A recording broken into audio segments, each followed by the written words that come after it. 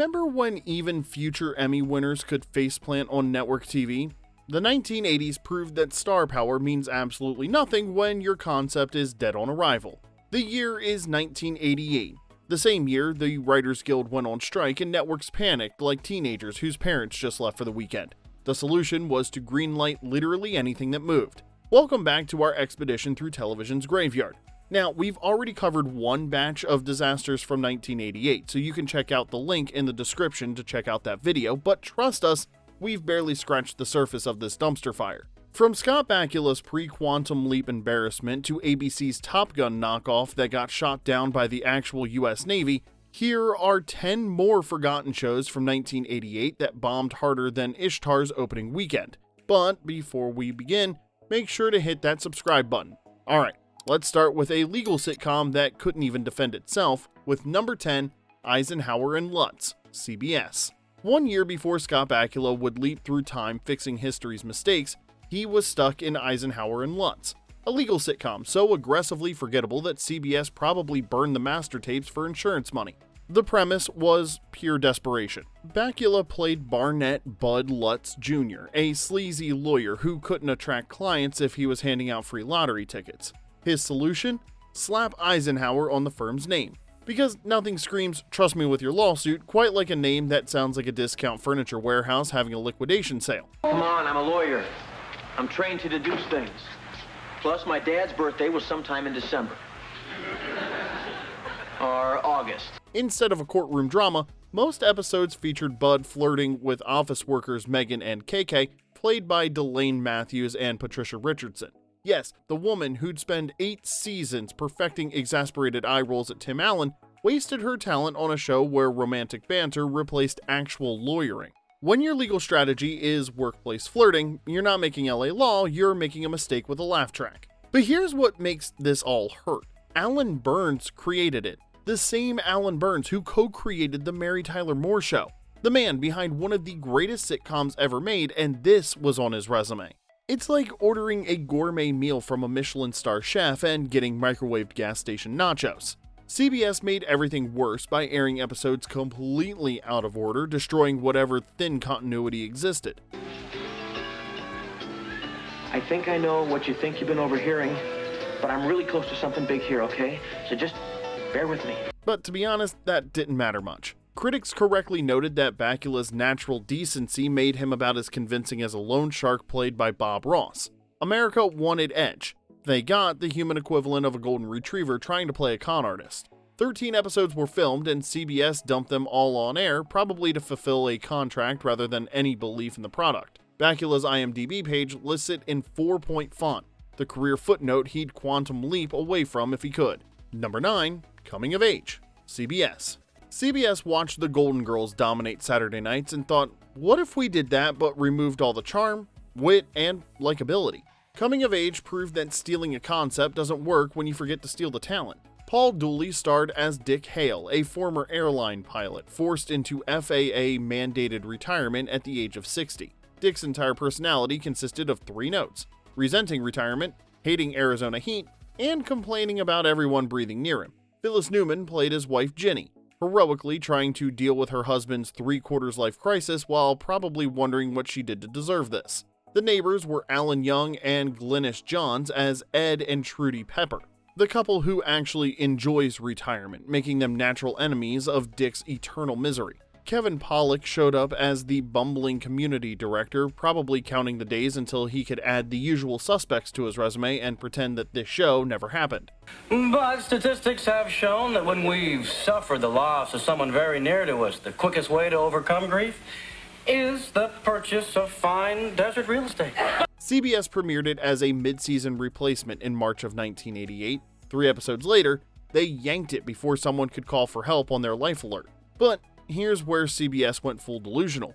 They actually revived it that fall, dusting off this disaster like a fruitcake nobody wanted at Christmas and serving it up for round 2. To the shock of absolutely no one, it bombed again. The remaining episodes got tossed into summer 1989 as filler programming for people too heat exhausted to find the remote. Well, that's just great. No, it's not your fault. I'm the one who's sorry. Thanks anyway. 15 episodes were filmed in total, with only 11 of them being aired. All of them proved that just because you have an aging demographic doesn't mean you need a show about people as angry as a senior denied their lunchtime friendlies discount. 2 seasons on paper, 0 seasons anyone remembers. Number 8, Murphy's Law, ABC. George Segal, future Just Shoot Me scene stealer and Goldberg's grandpa, once starred in a show so mind-numbingly boring that insurance fraud investigator was somehow the most exciting thing about it. Segal played Daedalus Patrick Murphy, a name that sounds like someone lost a bet with Greek mythology, who is a recovering alcoholic turned insurance investigator whose unconventional methods constantly clashed with office suits. At home, Murphy juggled dating a fashion model and reconnecting with his estranged daughter because nothing says appointment television like insurance fraud detective family counseling. The show's theme song was Al Jarreau's smooth jazz number Murphy's Law, playing over the credits like a warning label set to music. It's a bubble that's gonna break.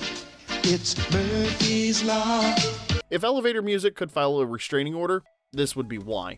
Now, here's the real disaster. The show couldn't figure out what it wanted to be. One minute it's a gritty crime procedural, the next it's a family drama, then suddenly everyone's discussing sobriety while investigating fraudulent claims files. It's like someone threw darts at a TV guide blindfolded and built a show from whatever stuck to the wall.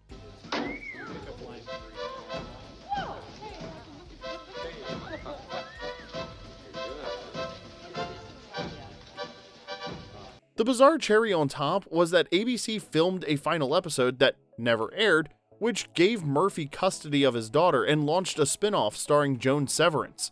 The network looked at this train wreck in progress and said, actually, let's not, canceling the whole franchise before it could infect another time slot.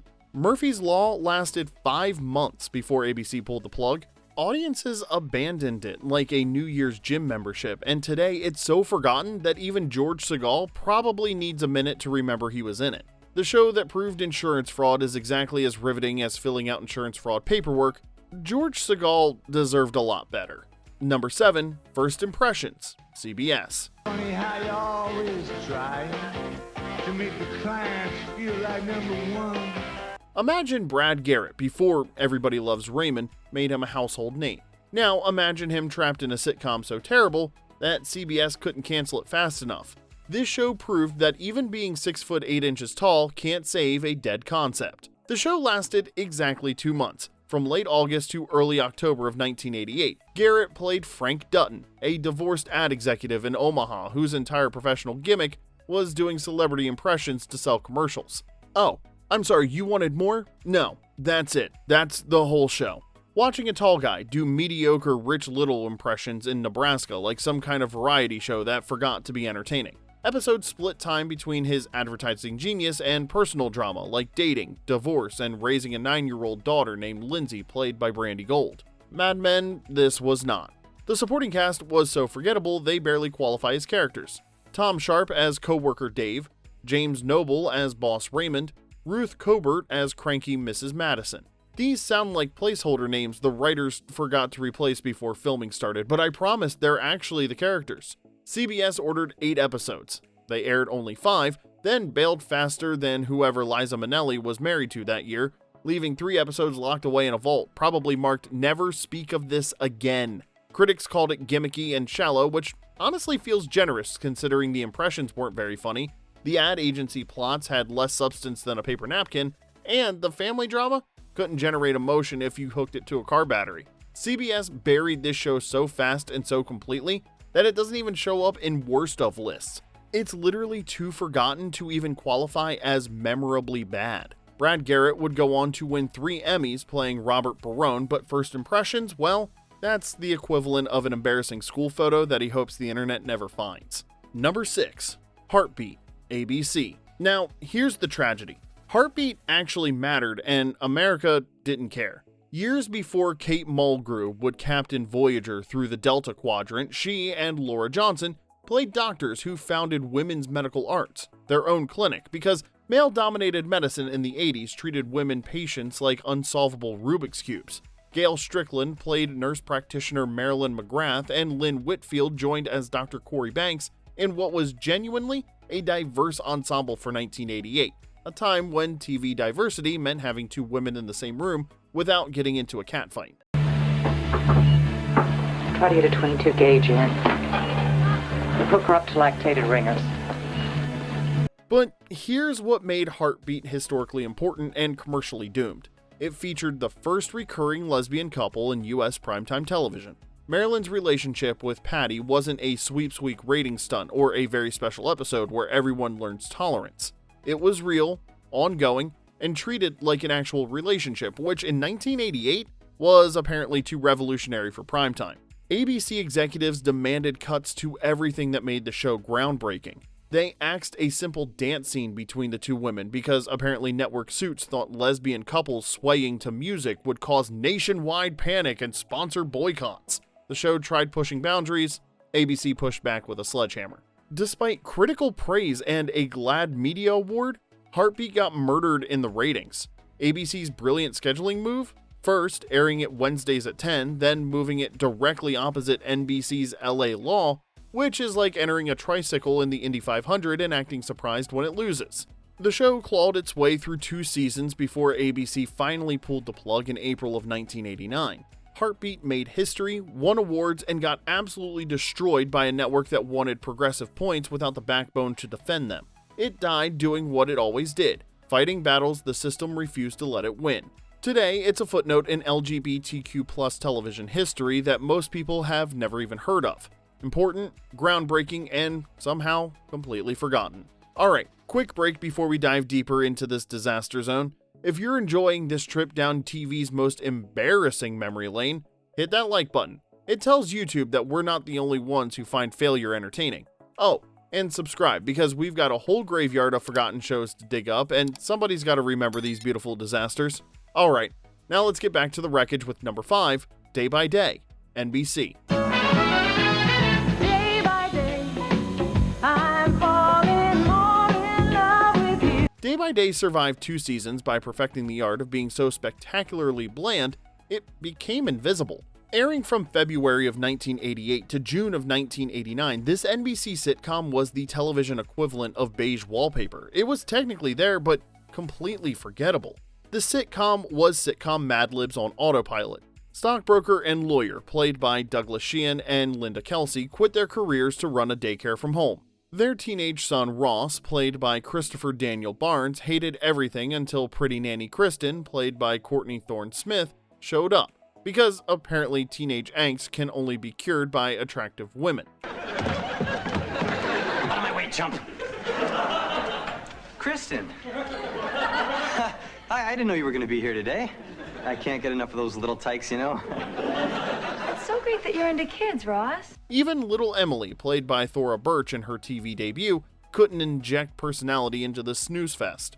Julia Louis-Dreyfus appeared as materialistic neighbor Eileen Swift, getting solid pre-Seinfeld work playing someone obsessed with status symbols. Barnes would later voice Spider-Man in the 90s animated series, and the cast had talent. The show, however, had none. Critics found Day by Day about as exciting as watching paint dry in real-time slow motion. NBC kept it on life support for 2 seasons, probably because it was cheap, inoffensive, and filled a time slot between actual shows people watched. Then came the stunt that saved it from complete obscurity. A Brady Bunch dream sequence where Ross imagines himself as Greg Brady, complete with cameos from Barry Williams, Maureen McCormick, and the whole Brady gang. That single episode got more attention than the entire series combined. It's like that restaurant in your town that once served a celebrity and won't shut up about it 30 years later. NBC finally pulled the plug in June of 1989, and there was silence. Day by Day was engineered to be forgotten, accidentally remembered for one surreal crossover stunt, and today exists only as a quiz question that nobody gets right. Number 4, Sonny Spoon, NBC. NBC looked at the A-Team's success and thought, what if we did that but replaced explosions with costume changes? The result was Sonny Spoon, peak 80s cheese, starring Mario Van Peebles as a private eye whose detective skills were less important than his wardrobe budget. Hi, I'm Sonny Spoon. And I'm a private detective. It's a great job. Expensive cars. Elegant suits. So, what do you think of my outfit? You know, it's kind of like I call it Hambo. What do you think, eh? Nice. Young girls. You'll get him, Sonny. All around, it's a real macho profession, you know what I mean?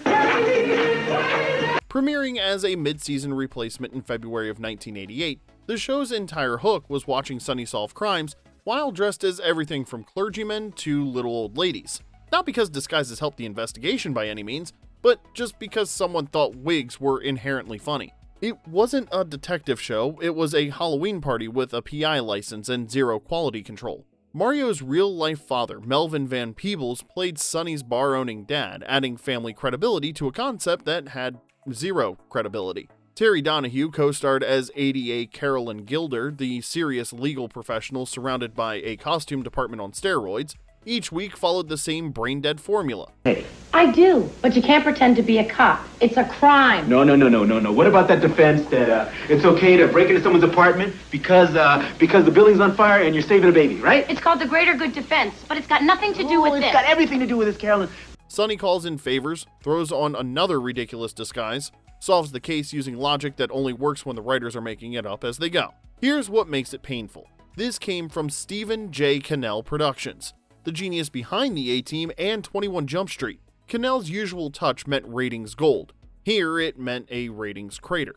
NBC briefly renewed it for fall of 1988, then canceled it by December, probably after executives realized they'd greenlit a dress-up trunk pretending to be prestige television. Sonny Spoon lasted less than a year, vanished like one of Sonny's disguises, and today we're all playing a game called Let's Forget This Existed. Mario Van Peebles salvaged his career directing New Jack City and building a legitimate career. Sonny Spoon, well, that stayed buried where it belonged. Number 3, TV 101, CBS. CBS premiered TV 101 in December of 1988 with a premise that sounded genius in the pitch meeting and disastrous everywhere else. A young English teacher ditches traditional essays to run a student television news show. Revolutionary? Well, maybe on paper. Is it watchable? Absolutely not. The cast included baby-faced Matt LeBlanc making one of his earliest TV appearances, years before How You Doin' would make him an international icon and Friends would turn him into a millionaire. If you're paying attention, Fisher, the penny dipstick. That story on Brian Miller, it was great. No names, nothing but the facts. That's how you should do your inside sports stuff. The show itself couldn't commit to a tone, a vision, or basic storytelling. Audiences sat there confused, wondering if they should feel educated, entertained, or just grab the remote and watch literally anything else. Parents hated it for being too edgy as well, and critics dismissed it for being too safe. Teenagers ignored it for being too boring. The execution ping-ponged between CBS desperately trying to be relevant and CBS having absolutely no idea what teenagers actually watch. Come up here and watch Chef Daddy work. Grandma used to make these for me when I was little. What are they, Daddy? Well, what do they look like? They look like little fat men. That's right. They're little fat snowmen, and we're going to eat them all up. Look what I did, Daddy. 13 episodes were produced before CBS quietly murdered it in March of 1989, removing it from the schedule like a bad tattoo nobody wants to discuss.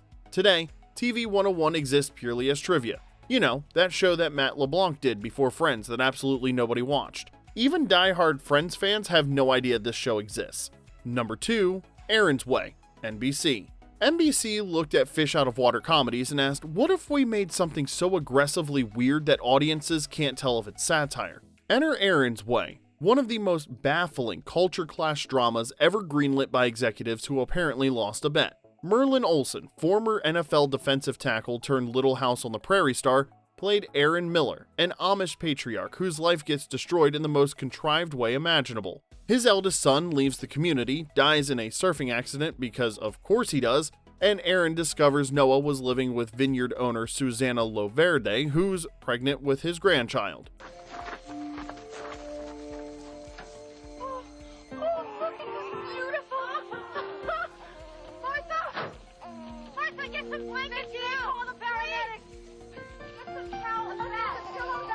Aaron packs up the entire Amish family and relocates them to California wine country, because nothing says maintaining traditional values like moving to the land of hot tubs, avocado toast, and Chardonnay. The cast, I will say, had serious talent. Belinda Montgomery as Sarah Miller, Samantha Mathis as daughter Roseanne, Jessica Walter as Connie Loverde.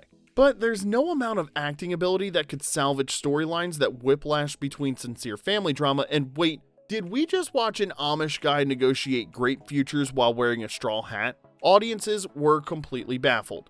The show tried being heartwarming family drama, California lifestyle comedy, and cultural commentary all at once, and it failed spectacularly at every single one of those things. I got it. Hold it. Either 1, 2, 3, go. All right, good, perfect.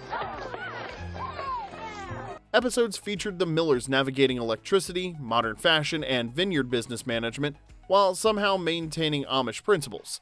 It's like watching someone play The Sims after installing every expansion pack simultaneously and hoping the game doesn't crash. NBC canceled it after 14 episodes, probably as a mercy killing. Aaron's Way failed so spectacularly it doesn't even make weirdest TV concepts list because it's too forgotten to even qualify as memorably bizarre. Number 1, Supercarrier, ABC. Top Gun made $357 million in 1986, launched Tom Cruise into the stratosphere, and had America blasting Danger Zone by Kenny Loggins on repeat.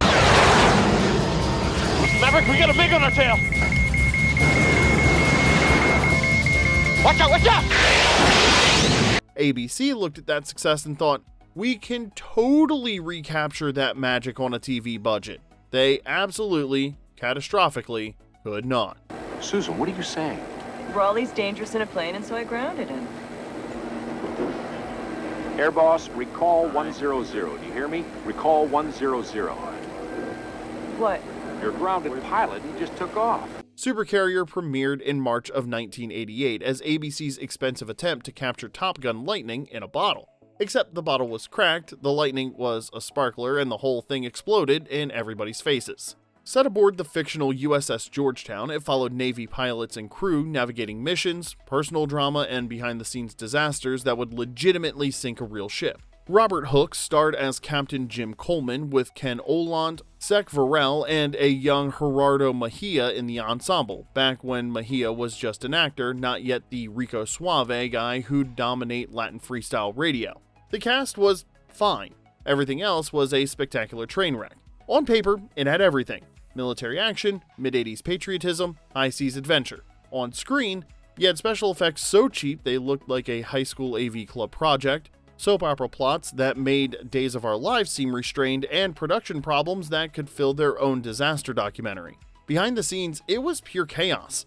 Episodes were filmed partly on the USS Vandegrift, a frigate awkwardly pretending to be a carrier, and the USS John F. Kennedy when they could get access. Then, in March of 1988, the US Navy completely withdrew support, complaining that upcoming scripts turned their carrier into a backdrop for romantic drama instead of showcasing actual military operations. Producer Charles Fries fired back that the Navy was crushing creative freedom. Either way, the partnership capsized with no survivors and no rescue mission going out. The ratings were equally brutal. ABC placed it on its schedule opposite Murder, She Wrote and Family Ties. Supercarrier never found an audience because audiences were too busy watching actually good shows. ABC pulled the plug after 8 episodes, leaving the wreckage scattered across TV history like debris from an actual carrier disaster. Supercarrier proved you can't recreate Top Gun magic with TV money, Navy ships that refuse to cooperate, and scripts that turn fighter pilots into soap opera characters. And there you have it. 10 more shows from 1988 that prove star power means nothing when your concept is dead on arrival. Which disaster do you actually remember suffering through? Which forgotten flop was news to you? Drop your memories in the comments section below because misery loves company and these shows had enough failure for everyone. And if you haven't already, hit that like button, subscribe for more, and press the bell icon so you don't miss part 3. Because 1988's graveyard is deep and we're just getting started digging up these buried disasters. Now remember, until next time, this is Remember When.